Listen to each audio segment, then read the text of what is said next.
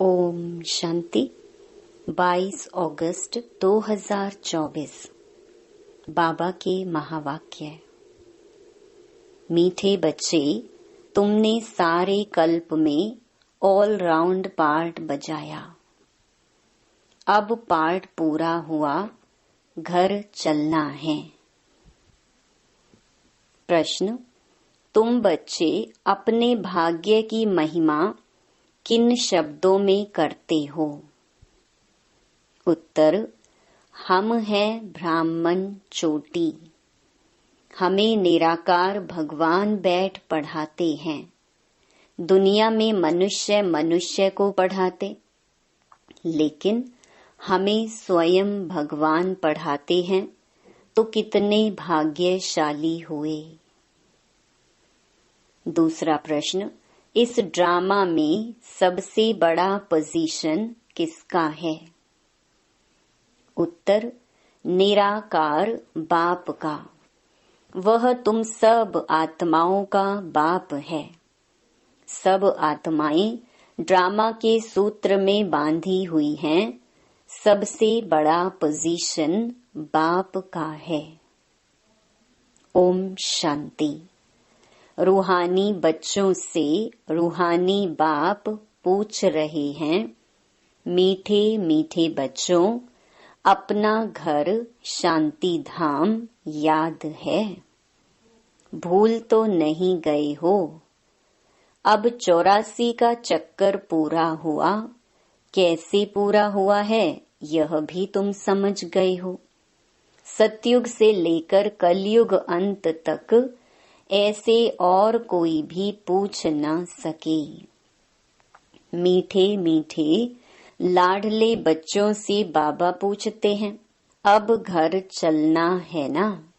घर चलकर फिर सुख धाम में आना है। यह सुख धाम तो नहीं है, यह है पुरानी दुनिया, दुख धाम। वह है शांति धाम, सुख धाम। अब इस दुख से मुक्त हो जाना है, मुक्ति धाम। मुक्ति धाम अथवा शांति धाम जैसे कि सामने खड़े हैं, वह है घर। फिर तुम नए विश्व में आएंगे, जहाँ पवित्रता, सुख, शांति भी होगी।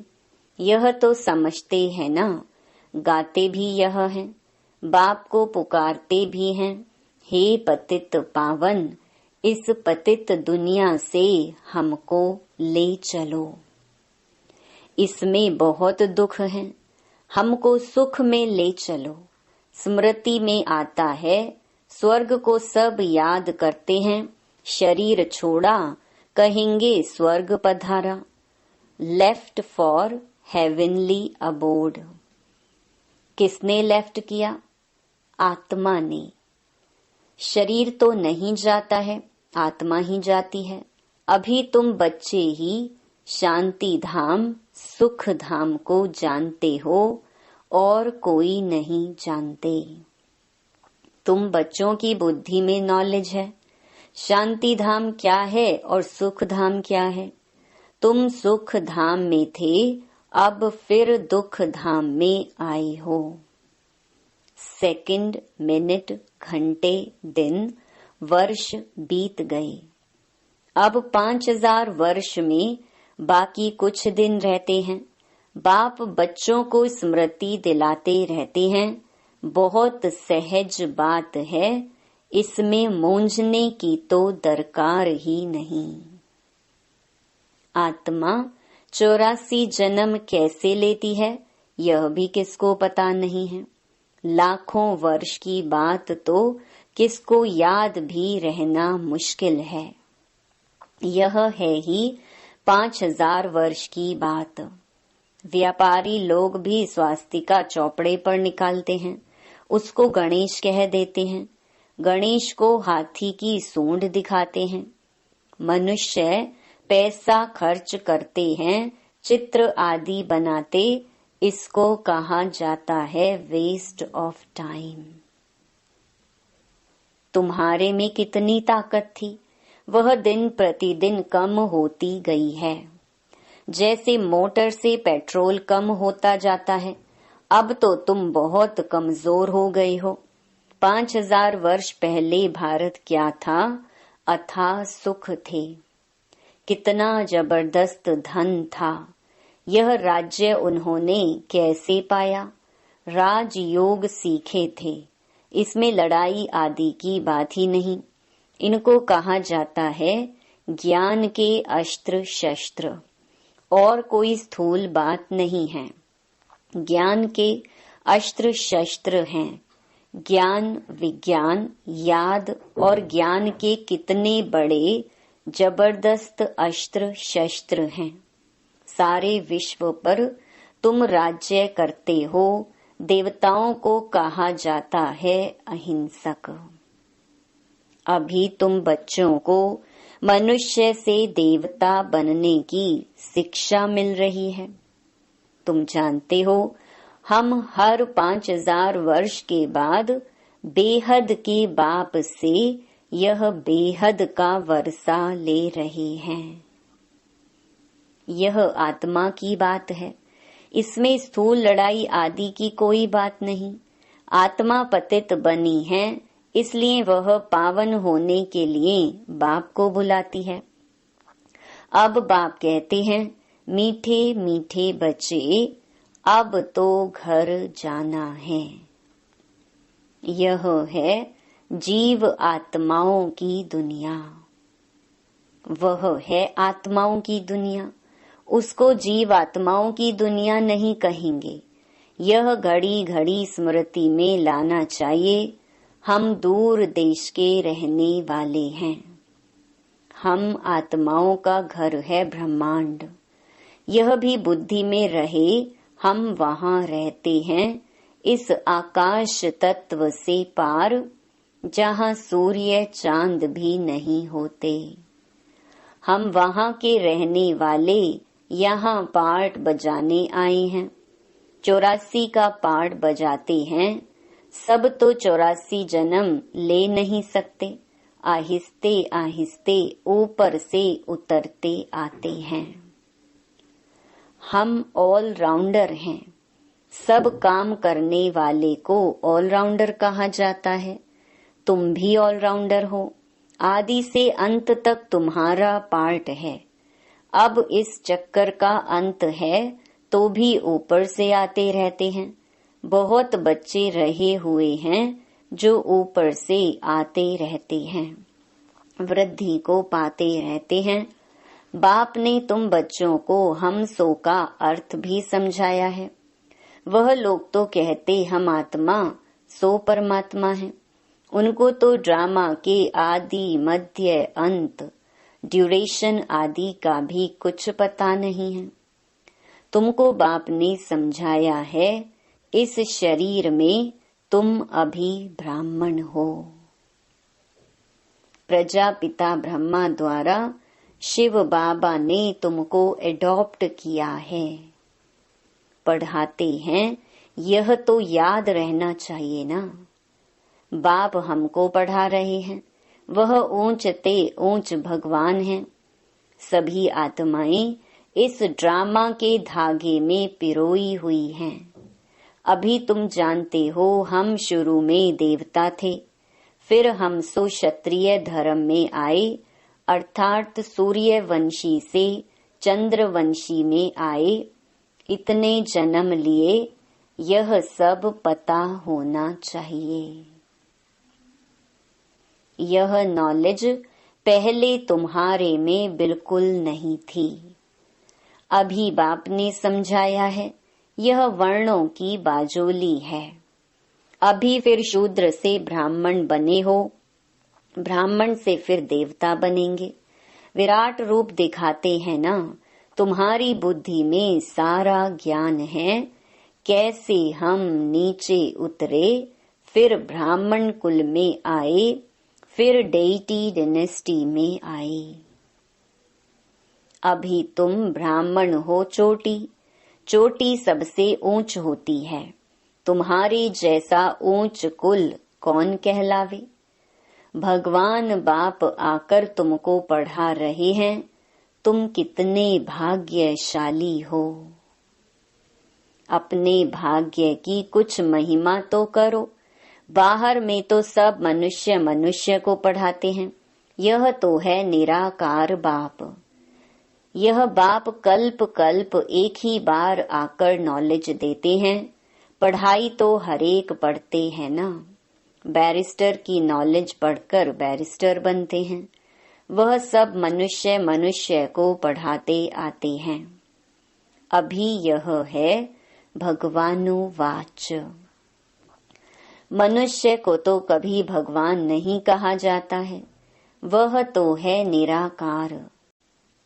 यहाँ आकर तुम बच्चों को पढ़ाते हैं। पढ़ाई ना सूक्ष्म वतन में ना मूल वतन में पढ़नी होती है। पढ़ाई होती ही यहाँ है। इसमें मूंझने की तो कोई बात ही नहीं। स्कूल में कभी स्टूडेंट कहेंगे क्या कि हम मूंझते हैं। हमको निश्चय नहीं होता। पढ़ाई को पढ़कर अपना स्टेटस लेते हैं। यह लक्ष्मी नारायण सतयुग आदि में विश्व के मालिक कैसे बने? जरूर बाप द्वारा बने। बाप तो सच बताएंगे। भगवान कोई रॉन्ग थोड़े ही बता सकते हैं। बड़ा भारी इम्तिहान है।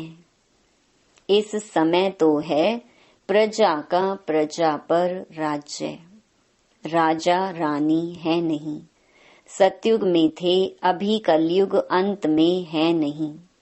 इसको कहा जाता है पंचायती राज्य। गीता में लिख दिया है कौरव और पांडव। रूहानी पंडे तो तुम हो ना। सबको रूहानी घर का रास्ता बताते हो। वह है तुम आत्माओं का रूहानी घर। रूह जन्म लेकर पाठ बजाती है।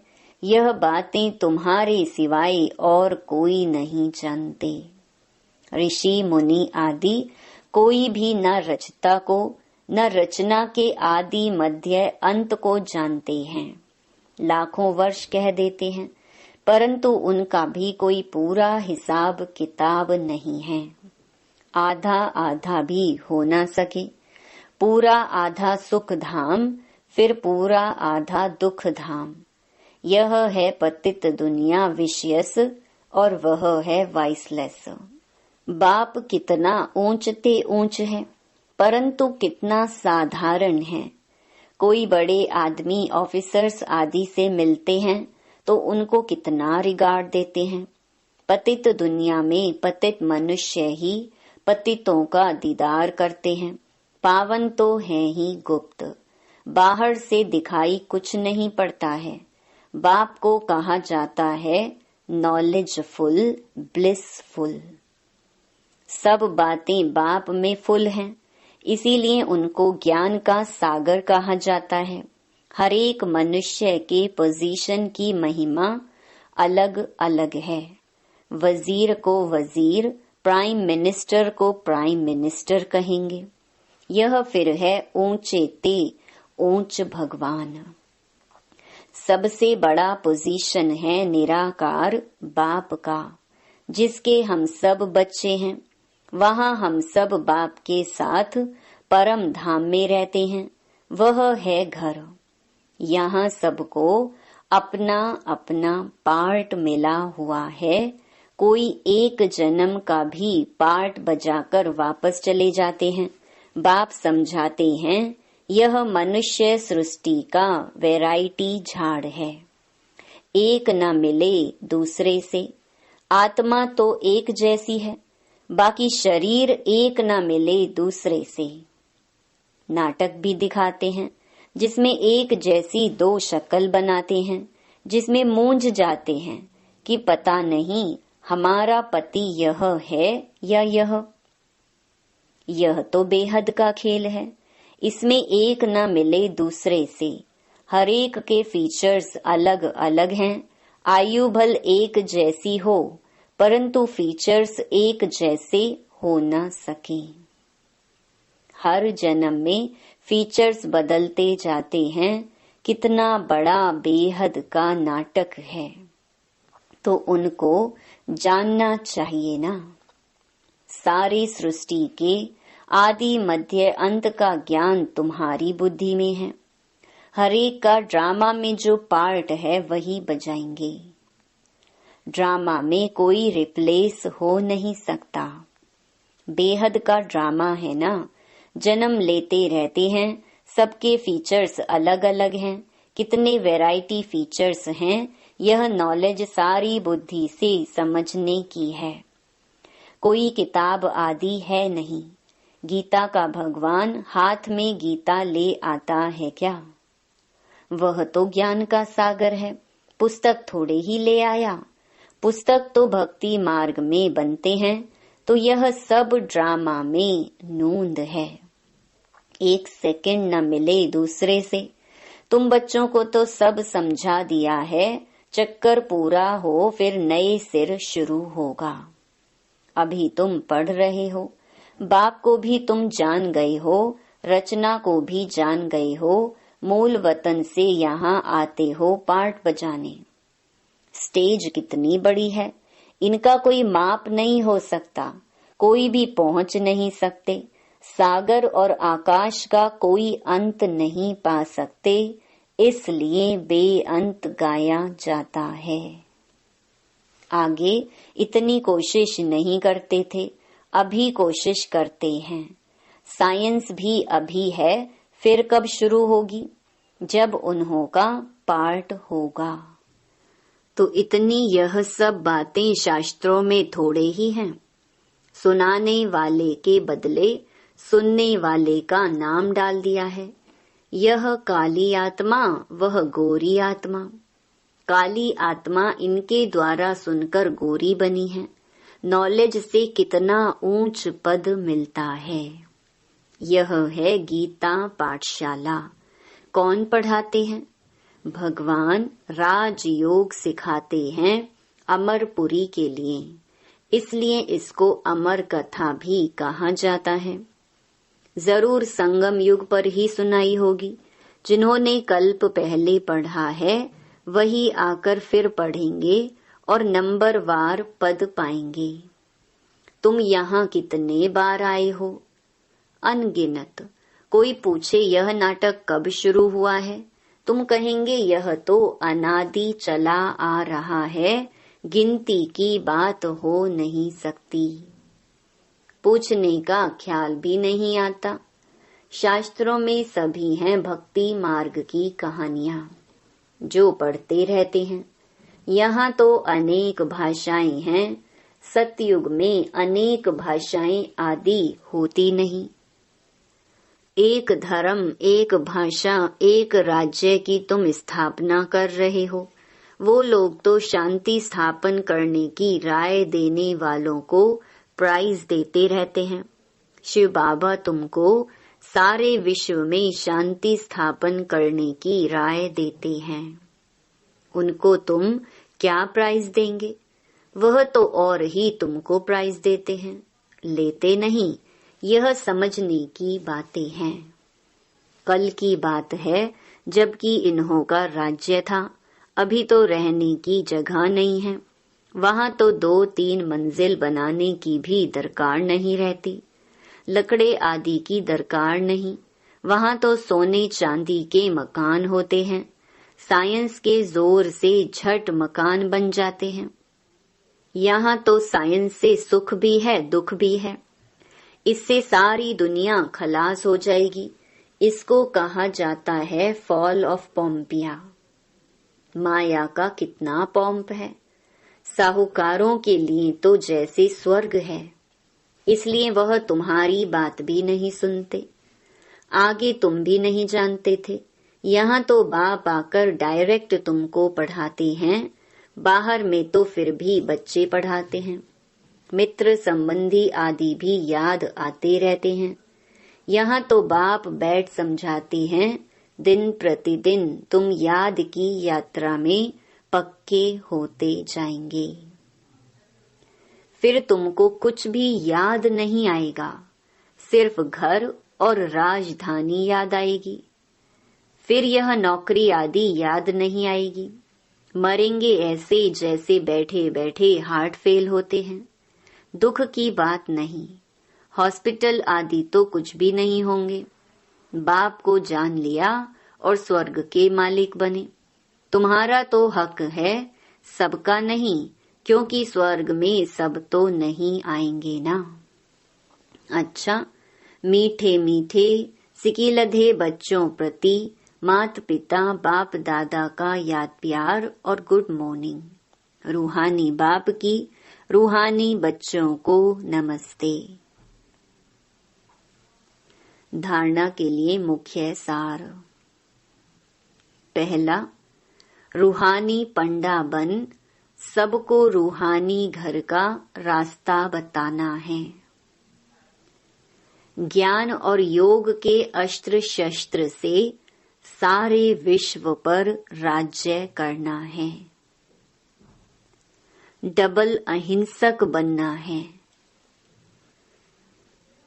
दूसरा, 84 जन्मों का ऑलराउंड पार्ट बजाने वालों को अभी ऑलराउंडर बनना है। सब काम करने हैं। बेहद के वैरायटी ड्रामा में हर एक एक्टर का पार्ट देखते हुए हर्षित रहना है। वरदान, अविनाशी उमंग उत्साह द्वारा तूफान को तोहफा बनाने वाले श्रेष्ठ ब्राह्मण आत्मा भव। उमंग उत्साह ही ब्राह्मणों की उड़ती कला के पंख हैं। इन्हीं पंखों से सदा उड़ते रहो। यह उमंग उत्साह आप ब्राह्मणों के लिए बड़े से बड़ी शक्ति है।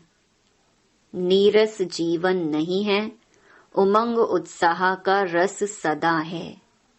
उमंग उत्साह मुश्किल को भी सहज कर देता है। वे कभी दिल शिकस्त नहीं हो सकते। उत्साह तूफान को तोहफा बना देता है। उत्साह किसी भी परीक्षा व समस्या को मनोरंजन अनुभव कराता है। ऐसे अविनाशी उमंग उत्साह में रहने वाले ही श्रेष्ठ ब्राह्मण हैं। स्लोगन, शांति की वास धूप जगाकर रखो तो अशांति की बास समाप्त हो जाएगी।